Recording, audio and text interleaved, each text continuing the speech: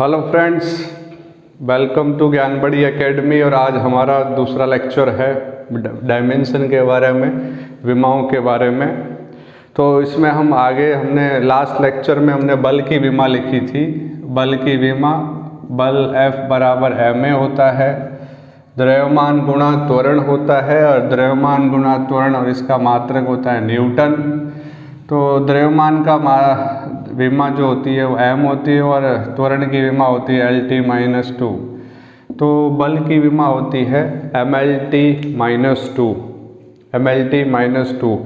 इसी में हमें कुछ और जितनी भी भौतिक राशियाँ हैं उन सब के बारे में हमें डायमेंशन लिखनी है। आपको बस फॉर्मूला याद करना है, फॉर्मूले के बेसिस पे आपको डायमेंशन लिखना है। तो बल के बाद में नेक्स्ट हमारी भौतिक राशि है कार्य। कार्य होता है बल गुणा विस्थापन F/d, यानी बल का मात्रक न्यूटन और दूरी का मात्रक मीटर, न्यूटन इंटू मीटर। और इसको हम MKS पद्धति में जूल बोलते हैं, MKS पद्धति में जूल। तो कार्य का ऐसा ही मात्रक जो है जूल होता है, और CGS मात्रक अर्ग होता है, CGS मात्रक अर्ग होता है। तो कार्य की विमा, बल की विमा हमको पता है, अभी हमने पढ़ा था थोड़ी देर पहले, MLT-2 और दूरी मीटर होता है L। तो इसकी विमा हो जाएगी ML/T-2। तो ये कार्य की विमा हो गई। दाब की बात करें, प्रेशर, दाब होता है बल बटा क्षेत्रफल, न्यूटन पर मीटर स्क्वायर, बल बटा क्षेत्रफल। और इसी को हम बोलते हैं पास्कल। पास्कल भी दाब का मात्रक होता है। बल की विमा होती है MLT-2 और क्षेत्रफल होता है मीटर स्क्वायर, मीटर का होता है L स्क्वायर, एक L से एक L कैंसल, L ऊपर जाएगा, ML-1T-2। तो दाब की विमा हो गई, कार्य की विमा हो गई। अब हम कुछ यूनिक डायमेंशन के बारे में बात करते हैं। कुछ और भौतिक राशियाँ हैं, उसको नोट कर लिया होगा। नेक्स्ट है प्लैंक कांस्टेंट।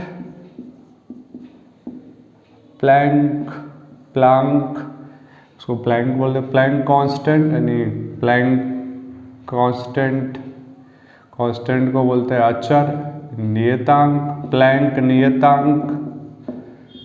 ठीक है, प्लैंक कांस्टेंट यानी प्लैंक नियतांक की विमा क्या होगी? तो E होता है h/μ। न्यू जो होता है ये फ्रिक्वेंसी होती है आवर्ती। तो आवर्ती की विमा पहले देख लेते हैं। आवर्ती होता है 1 समय, इसको न्यू लिखते हैं, न्यू, या इसको हम F भी लिख सकते हैं और कई जगह पे इसको N भी लिखते हैं। ये होता है 1 समय, यानी सेकेंड इनवर्स, या इसको लिखते हैं हर्ट्ज,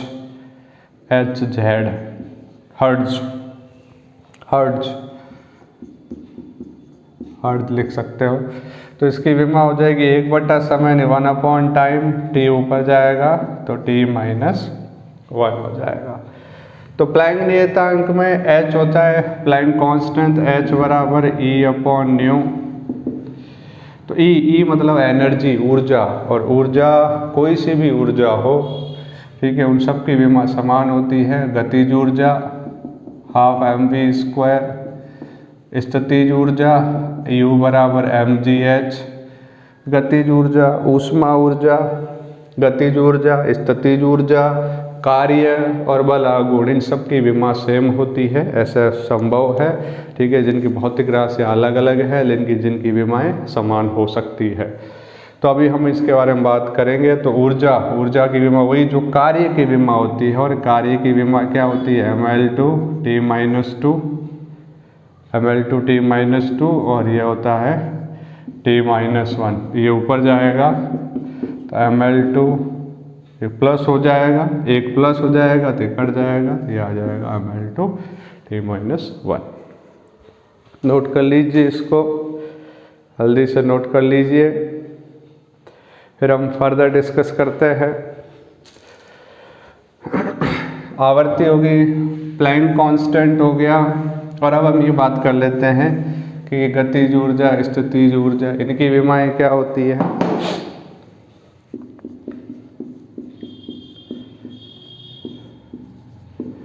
गतिज ऊर्जा के बराबर हाफ mv²। हाफ और ऊर्जा जो है वो हमेशा किस में होती है, जूल में होती है। ऊर्जा किस में होगी, जूल में होगी। समझ में आ रहा है, साथ साथ लिखते जाओ, साथ साथ लिखते जाना तभी समझ में आएगा, नहीं तो देख के खुश हो जाओ, बाकी कुछ नहीं, आना जाना है। पढ़ाई करनी है तो जुनून के साथ में करो, जोश के साथ में करो, अदरवाइज मैं बोल के चला जाऊंगा और फिर कोई मतलब नहीं रहेगा।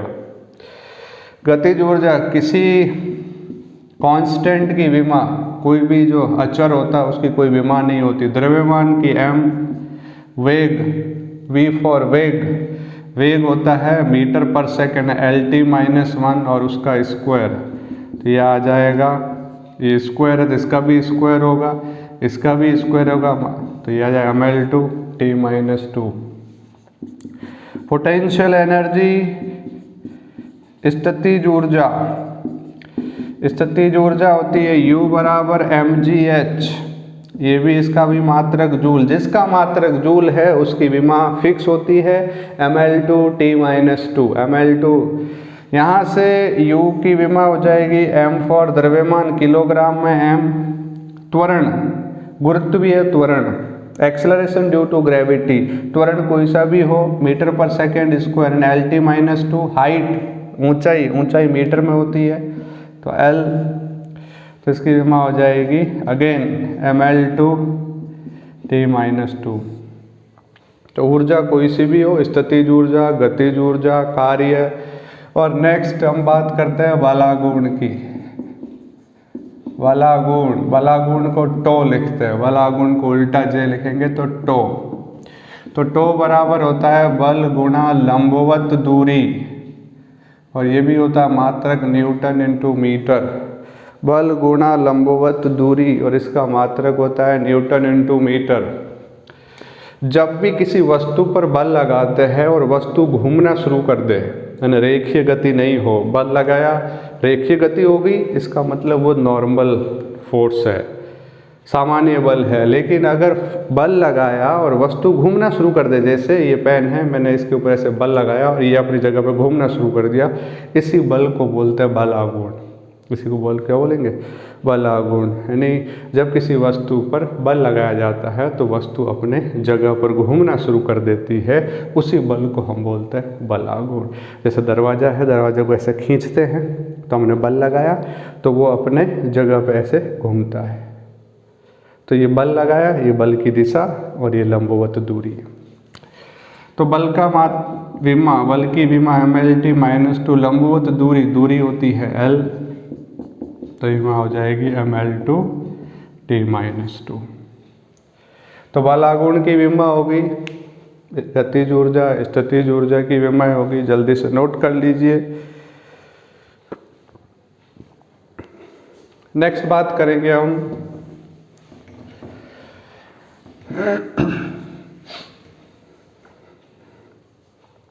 गुरुत्वाकर्षण नियतांक, इम्पोर्टेंट आज की क्लास का।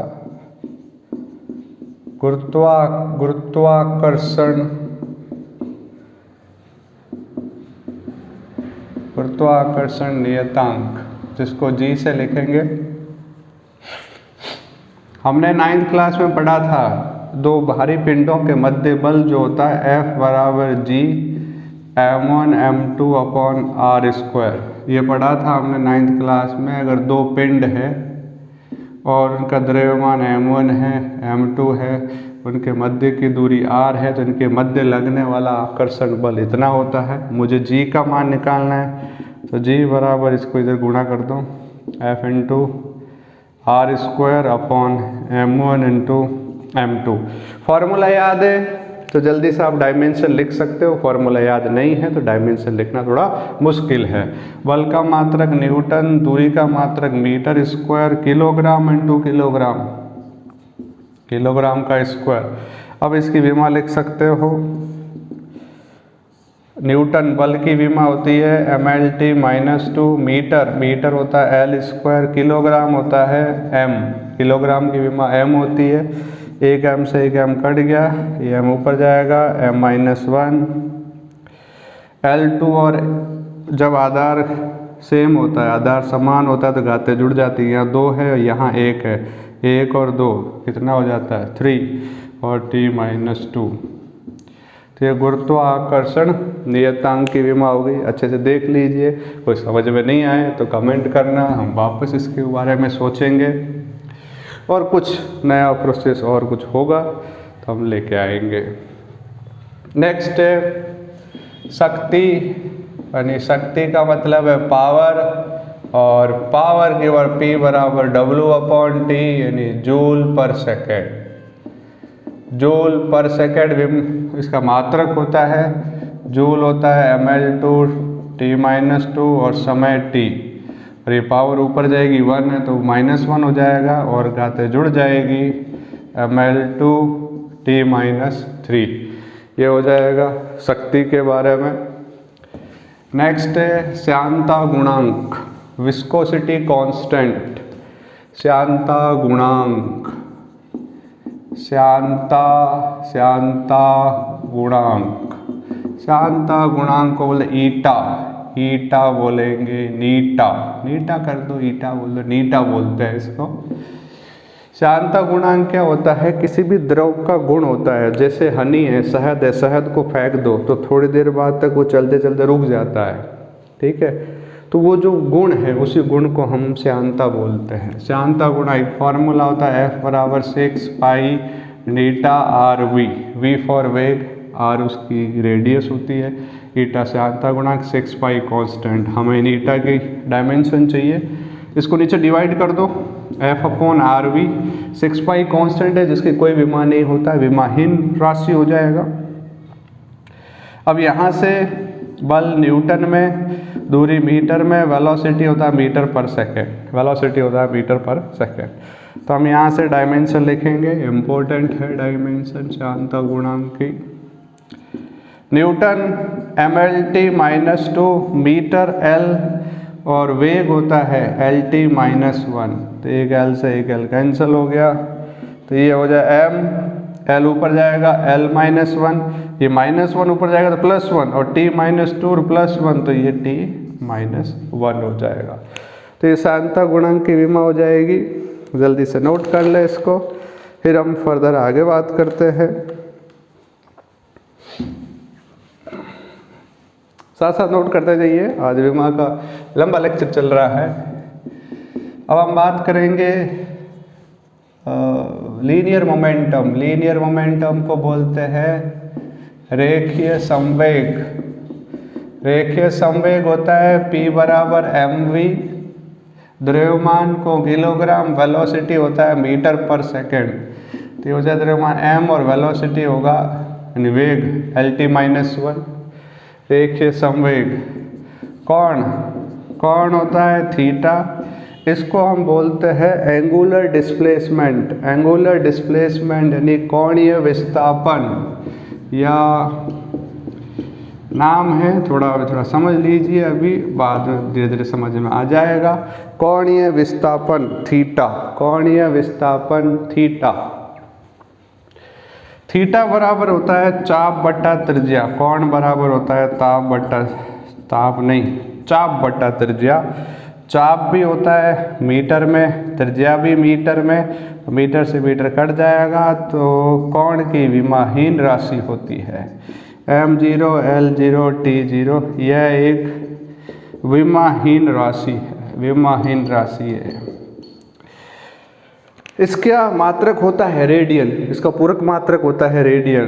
तो दो ऐसी भौतिक राशियाँ हैं, एक होता है कोण, तलीय कोण, और एक होता है ठोस कोण। ये दोनों ऐसे भौतिक राशियाँ हैं जिनका मात्रक होता है लेकिन विमाएँ नहीं होती है, विमाहीन राशियाँ होती है। तो कई बार पूछा जाता है ऐसी दो भौतिक राशियों के नाम लिखो जिनका मात्रक होता है लेकिन विमा नहीं होती है। वो होता है कोण और ठोस कोण या घन कोण बोलते हैं।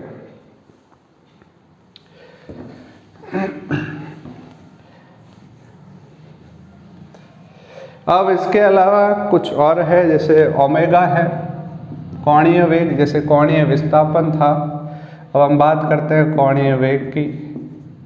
कोणीय वेग को लिखते हैं, W नहीं है, इसको बोलते हैं ओमेगा।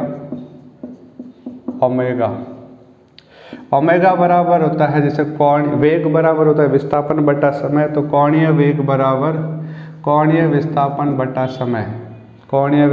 बटा समय। इसका मात्रक मैं बता दूँ रेडियन पर सेकंड होता है, लेकिन रेडियन की कोई विमा नहीं होती है। तो ये समय की विमा T, तो ये आ जाएगा T इनवर्स। इसी तरह से हम बात करें कोणीय त्वरण की। कोणीय त्वरण को अल्फा से लिखते हैं, अल्फा बराबर होता है ओमेगा बाई टी। जैसे त्वरण होता है वेग बटा समय, तो कोणीय वेग बटा समय, ये रेडियन पर सेकंड, तो रेडियन पर सेकंड अपॉन सेकंड, तो रेडियन पर सेकंड स्क्वायर। इसकी विमा होती है T-1 और समय की विमा T कटेगा नहीं, T की पावर 1 ऊपर जाएगा -1, तो विमा हो जाएगा T-2 हो जाएगी, T-2 हो जाएगी। अब थोड़ा फास्ट चल रहे हैं, इसके अलावा हमारे पास में कोई ऑप्शन नहीं है। ठीक है, आज के लिए इतना ही, और नेक्स्ट कुछ हमें इसके ऊपर क्वेश्चन लेने हैं, कुछ और विमाओं के बारे में बात करना है, तो हम नेक्स्ट क्लास में बात करेंगे। थैंक यू सो मच, सुनने के लिए धन्यवाद। देखते रहिए, पढ़ते रहिए और नेक्स्ट वीडियो देखते रहिए। धन्यवाद।